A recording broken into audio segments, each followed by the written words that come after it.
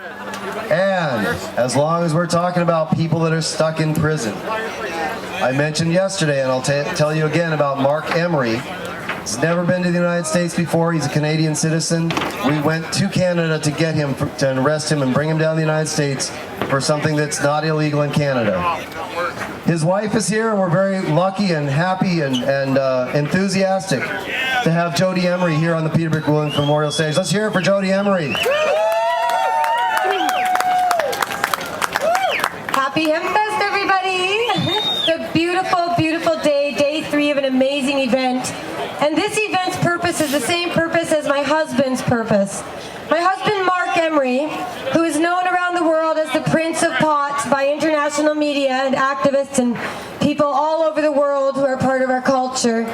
Mark has been a defender of liberty and cannabis freedom for decades. He has fought for liberation through many forms. He published Cannabis Culture magazine. He brought High Times and Jack Herer's The Emperor Wears No Clothes into Canada when it was illegal to have any marijuana literature in Canada. And he fought that law and brought High Times to the people of Canada and brought Jack Herer's knowledge from The Emperor Wears No Clothes to Canada too. And he wanted to help the American people, our brothers and sisters, fight against this drug war too. So in 1994, Mark Emery decided to sell marijuana seeds because people couldn't get the seeds for their medicine. And he decided to sell seeds to everyone everywhere on earth and said that his mission was to plant the seeds of freedom to overgrow the government. And for over a decade, Mark Emery was extremely successful. He gave over $4 million to the marijuana movement in the United States, in Canada, and around the world.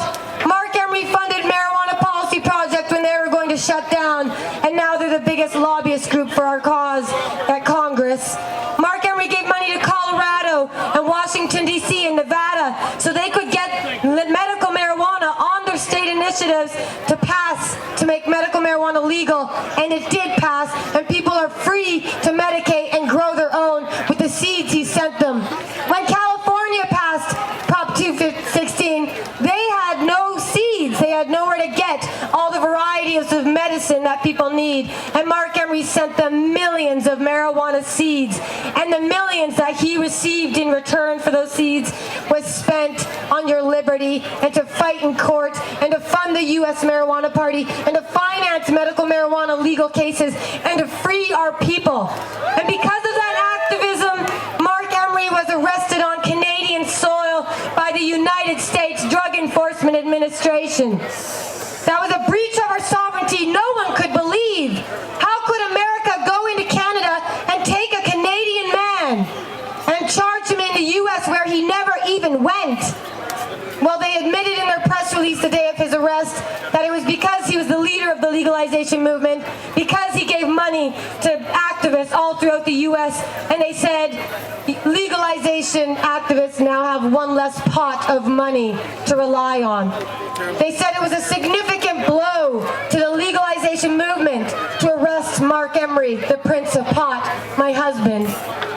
And they told him he was facing life in prison for selling seeds and for financing the movement so he could be at this point here today in the United States where there is medical marijuana and there is some freedom and there are beautiful groups and gatherings like this all across your country, and we are fighting together to free all the drug war prisoners. My husband took a 5-year plea deal for selling seeds to plant the seeds of freedom and overgrow the government. That was his slogan and that was his mission. He took a 5-year plea deal.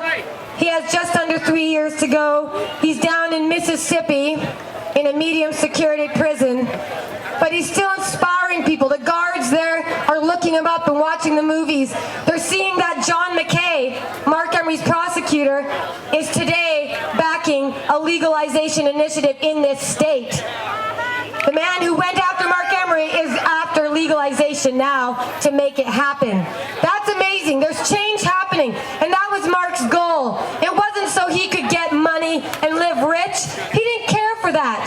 The point of making money was to free his fellow people, and he was very successful, and that's why the United States went into Canada to shut him down and try and shut him up, but they made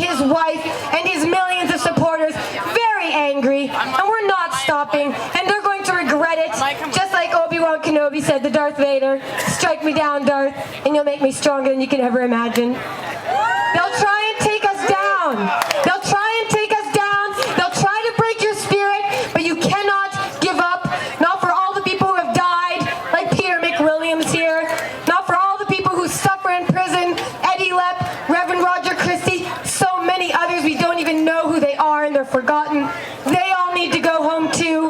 My husband needs to come home too. And when he does, we are not going to stop until every single one of us are free. Plant the seeds of freedom, overthrow the government, free Mark Emery, and free all the prisoners of this horrible war on cannabis.